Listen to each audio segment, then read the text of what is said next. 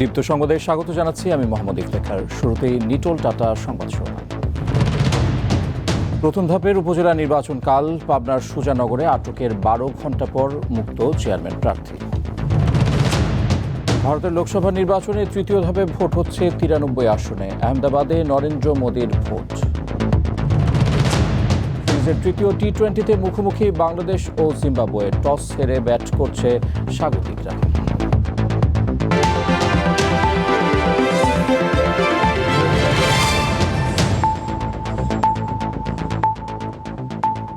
ষষ্ঠ উপজেলা নির্বাচনের প্রথম ধাপে দেশের 140টি উপজেলায় ভোট হবে আগামীকাল। আজ সকল কেন্দ্রে নির্বাচনী সামগ্রী পাঠানো হচ্ছে। দিনাজপুরের প্রথম ধাপে 3টি উপজেলায় ভোট হচ্ছে। সকাল থেকে বিরামপুর, ঘোড়াঘাট ও হাকিমপুর উপজেলায় ভোট গ্রহণের সামগ্রী বিতরণ করা হচ্ছে। উপজেলা পরিষদ নির্বাচনে আইনশৃঙ্খলা রক্ষায় 418 প্লাটুন বিজিবি মোতায়েন করা হয়েছে। তবে এর মধ্যে বেশ কিছু সহিংসতা ও অনিয়মের খবর পাওয়া গেছে। সিরাজগঞ্জ সদরে এক চেয়ারম্যান প্রার্থীর সঙ্গে গোপন বৈঠকের অভিযোগে 5 জন প্রিজাইডিং কর্মকর্তা সহ 6 জনকে গ্রেফতার করেছে পুলিশ। তাদের আজ আদালতে তোলা হচ্ছে। পাবনার সুজানগরে 10 জন সহযোগী সহ আটকের 12 ঘণ্টা পর ছেড়ে দেওয়া হয়েছে চেয়ারম্যান প্রার্থী উপজেলা আওয়ামী লীগের সাধারণ সম্পাদক শাহিনুজ্জামান শাহিন। কুষ্টিয়া সদরে চেয়ারম্যান পদপ্রার্থী আবু আহাদ আল মামুনের উপর হামলার ঘটনা ঘটেছে। অনিয়মের অভিযোগ তুলে নওগাঁর নিয়ামতপুরে 4 জন চেয়ারম্যান প্রার্থী নির্বাচন বর্জনের ঘোষণা দিয়েছেন।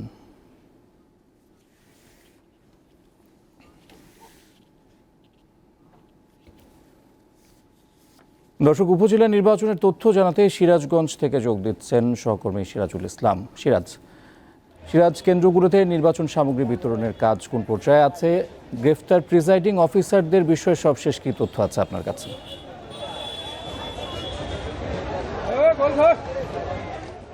হ্যাঁ ইফতেখার, আপনাকে ধন্যবাদ। ইফতেখার, আপনাকে জানিয়ে রাখি যে আজ রাত শেষ হলে কিন্তু আগামীকাল বুধবার কিন্তু সিরাজগঞ্জের 9টি উপজেলার যে উপজেলা নির্বাচন, তার মধ্যে 3টি উপজেলা অনুষ্ঠিত হবে। এবার কিন্তু প্রথমবারের মতো কিন্তু ইভিএমের মাধ্যমে কিন্তু ভোট গ্রহণ অনুষ্ঠিত হবে। সিরাজগঞ্জের সদর, কাজীপুর এবং বেলকুচি উপজেলায়, এই উপজেলায় আসলে কিন্তু নির্বাচন অনুষ্ঠিত হবে। এই নির্বাচন উপলক্ষে কিন্তু সিরাজগঞ্জের যে নির্বাচনী যে সরঞ্জাম, সেই সরঞ্জাম কিন্তু সিরাজগঞ্জের যে নির্বাচনী অফিস রয়েছে, সেই অফিস থেকে কিন্তু যারা প্রিজাইডিং অফিসার এবং সহকারী প্রিজাইডিং অফিসার এবং আনসার এবং পুলিশ সদস্যরা কিন্তু তাদের কেন্দ্রে সে সকল সরঞ্জামাদি কিন্তু নিয়ে যাচ্ছে এবং আজকে সকাল থেকে কিন্তু এই সরঞ্জামাদি বিতরণ কার্যক্রম চলছে। ইতিমধ্যেই কিন্তু অনেকেই এই সরঞ্জাম দিয়ে কিন্তু নিয়ে তাদের যে ভোট কেন্দ্র সেটা কিন্তু রওনা হয়েছে।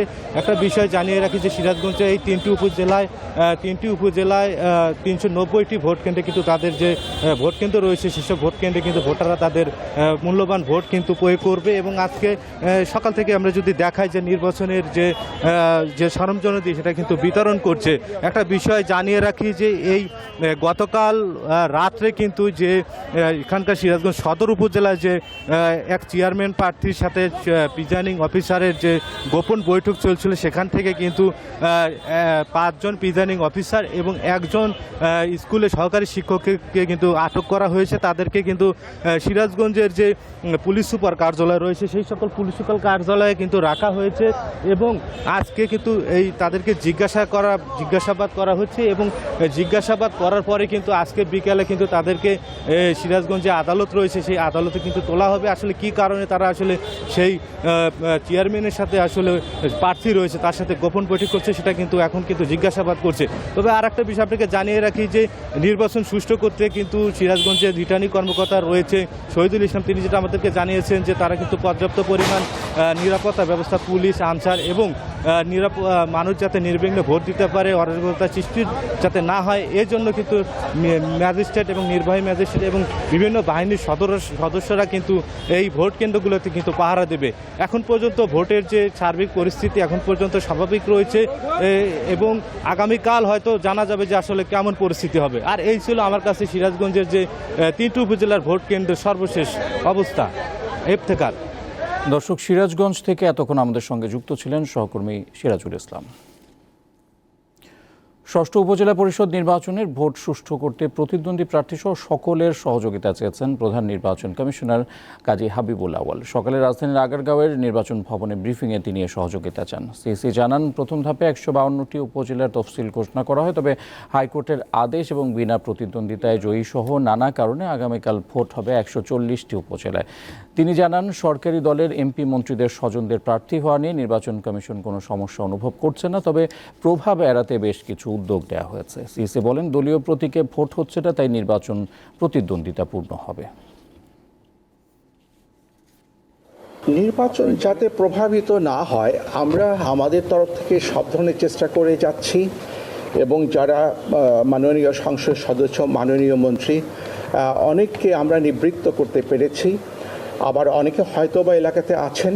এবার যে নির্বাচনটা হচ্ছে সেটা মূলত দলীয় প্রতীকে তেমন হচ্ছে না, এটা প্রত্যেকেই ইন্ডিপেন্ডেন্ট প্রার্থী হিসেবে নির্বাচন করতে যাচ্ছেন।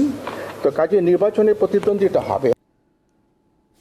জাতিসংঘের আন্তর্জাতিক অভিবাসন সংস্থা IOM এর মহাপরিচালক অ্যামি পোপ প্রধানমন্ত্রী শেখ হাসিনার সঙ্গে সৌজন্য সাক্ষাৎ করেছেন। মঙ্গলবার প্রধানমন্ত্রীর সরকারি বাসভবন গণভবনে সাক্ষাৎ অনুষ্ঠিত হয়। এ সময় বাংলাদেশে আশ্রয় নেওয়া রোহিঙ্গাদের বিষয়ে কথা বলেন তারা। বাংলাদেশের সাথে অভিবাসন সংস্থা IOM এর সম্পর্কের 50 বছর পূর্তিতে ঢাকা সফর করছেন সংস্থাটির মহাপরিচালক। 5 দিনের সফরে রবিবার তিনি ঢাকায় আসেন। রোহিঙ্গা পরিস্থিতি দেখার জন্য 1 ডজনের বেশি দাতাকে নিয়ে তিনি ঢাকায় এসেছেন।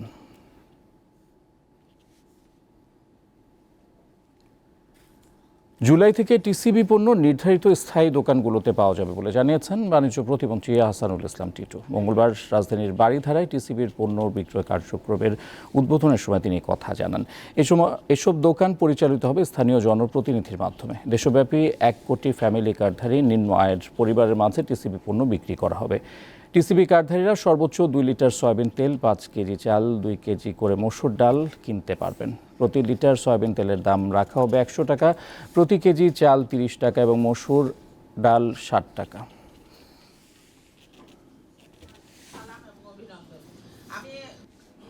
ভারতের লোকসভা নির্বাচনে তৃতীয় দফায় ভোট গ্রহণ চলছে। সকাল 7টায় শুরু হওয়া ভোট গ্রহণ চলবে বিকেল 4টা পর্যন্ত। গুজরাটের রাজধানী আহমেদাবাদের স্কুলে ভোট দিয়েছেন প্রধানমন্ত্রী নরেন্দ্র মোদী এবং কেন্দ্রীয় স্বরাষ্ট্রমন্ত্রী অমিত শাহ। তৃতীয় দফায় ভোট হচ্ছে প্রধানমন্ত্রী নরেন্দ্র মোদীর গুজরাট সহ কর্ণাটক, মহারাষ্ট্র, মধ্যপ্রদেশ, ছত্তিশগড়, উত্তরপ্রদেশ, আসাম, গোয়া, পশ্চিমবঙ্গ ও বিহার রাজ্যে। এছাড়াও 2 কেন্দ্রশাসিত অঞ্চল দাদরা, নগর হাভেলি ও দমন দ্বীপে ভোট হচ্ছে। প্রধানমন্ত্রী নরেন্দ্র মোদী এবং স্বরাষ্ট্রমন্ত্রী অমিত শাহ আহমেদাবাদের একটি কেন্দ্রে ভোট দিয়েছেন। তৃতীয় দফার 93টি আসনে প্রার্থী নির্বাচনে ভোট দিচ্ছেন 17 কোটি 20 লাখ ভোটার। তৃতীয় দফার নির্বাচনে প্রতিদ্বন্দ্বিতা করছেন 1300 জনেরও বেশি প্রার্থী, যাদের মধ্যে 120 জন নারী। এছাড়া এই দফায় পশ্চিমবঙ্গের 4টি আসনে 57 জন প্রার্থী প্রতিদ্বন্দ্বিতা করছেন। পশ্চিমবঙ্গের 4 কেন্দ্রে সকাল 11টা পর্যন্ত 298 অভিযোগ জমা পড়েছে। সকাল 11টা পর্যন্ত ভোট পড়েছে 25.41%। আর এরই সঙ্গে শেষ করছি দীপ্ত সংবাদ। যাওয়ার আগে নিটোল টাটা শিরোনামগুলো জানিয়ে দিচ্ছি আরও একবার। প্রথম ধাপের উপজেলা নির্বাচন কাল। পাবনার সুজানগরে আটকের 12 ঘণ্টা পর মুক্ত চেয়ারম্যান প্রার্থী। ভারতের লোকসভা নির্বাচনে তৃতীয় ধাপে ভোট হচ্ছে 93 আসনে। আহমেদাবাদে নরেন্দ্র মোদীর ভোট। সিরিজের তৃতীয় টি-20তে মুখোমুখি বাংলাদেশ ও জিম্বাবুয়ে। টস হেরে ব্যাট করছে স্বাগতিকরা। এই ছিল এখনকার মতো। পরের সংবাদ বিকেল 5টায় দেখার আমন্ত্রণ। দর্শক, তথ্য বিনোদনের আরও খবর জানতে যুক্ত থাকুন বিক্টর ডিজিটাল প্ল্যাটফর্মগুলোতে। ধন্যবাদ।